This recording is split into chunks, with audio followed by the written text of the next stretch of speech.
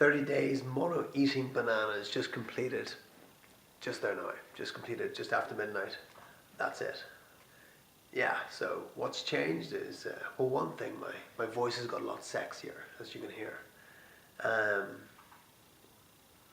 I had 95% bananas over the 30 days, just to be clear on everything I had. Also had a persimmon monomeal and also some chirimoya monomeals as well. But 95% bananas. I think all in all over 1,000 bananas in the last 30 days. And yeah, feeling pretty awesome, pretty awesome. Like I said, my voice has become sexier. The biggest thing I've got from it is I've become inspired. I wasn't feeling so inspired before, you know. And I'm the guy that a lot of people look to for inspiration. And when I wasn't feeling inspired, and you know, how can you inspire anyone else when you're not feeling inspired yourself? So I got inspired to do this challenge, and this challenge inspired me, if you know what I mean. To do another challenge, the 1,000-day challenge, because you get to see a lot of things when you do something like this. You clear out a lot of clutter from the mind.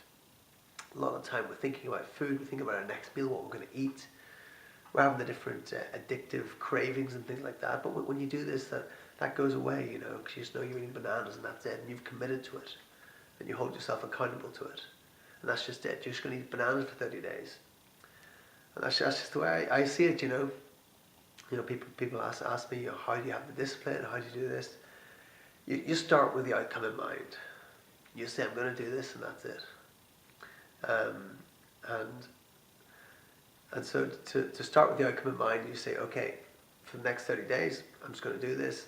And you see your outcome, you see yourself completing it after 30 days. You have your set of reasons why you're doing it. And you just don't have any plan B. You don't have any slip road to go off it.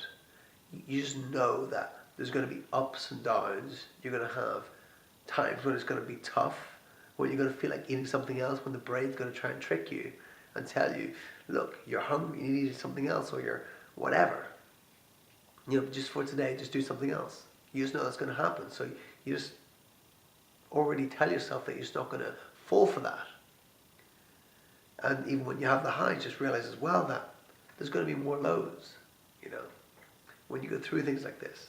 When you go through any challenge, through any journey that's different from the routine, that's different from the norm, there's going to be struggles. There's going to be highs, there's going to be lows.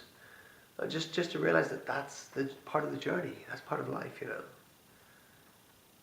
When you're on the low, that's fine, because you're going to go up again. When you're up the high, okay, don't get too elated, because you're going to go back down again. You know, don't be too attached to anything. Don't be attached to the down bit. Don't be attached to the up bit. Just let it all flow. And then that's what I do. Just let it flow. You know, there's a few hard days when one or two times when things kind of stacked up and I felt like it was going to break. Things started to annoy me from different angles. But that's whole part of it, you know, that's whole part of breaking through. Like I said, I became inspired. You know, I got to see things about myself, different parts where I hadn't seen before, different things where I became very clear in my mind, things that I wasn't clear about before, about things that I might have been lacking in, things where I'd fallen down in the past on. One of them was consistency, you know, where I saw that I could really immerse myself in something for a while, but to be consistent at it, to be as consistent as a farmer doing his work 7 days a week, 365 days a year, year in, year out. That's consistency, you know, and that's something I was lacking. So that's what kind of spawned the 1,000-day challenge. Because I asked, how can I be more consistent? When you ask a question, answers come. When you ask powerful questions, powerful answers come. So I asked the question, how can I be more consistent? And when I asked that question, then do a 1,000-day challenge. You know, stop playing so small. You're playing too small. That's what the answers came back. Do a 1,000-day challenge. So that's what I'm doing now. You know, if you're planning on doing something like this, maybe the biggest practical thing I can say, is make sure you have enough bananas. Make sure you have enough, because that's a sure way that you can fall down on this and quit it. If you run out of bananas and then you have to get unripe bananas, and to eat unripe bananas in that quantity, you just can't do it. Your digestive system isn't going to take it. So you need to have enough ripe bananas.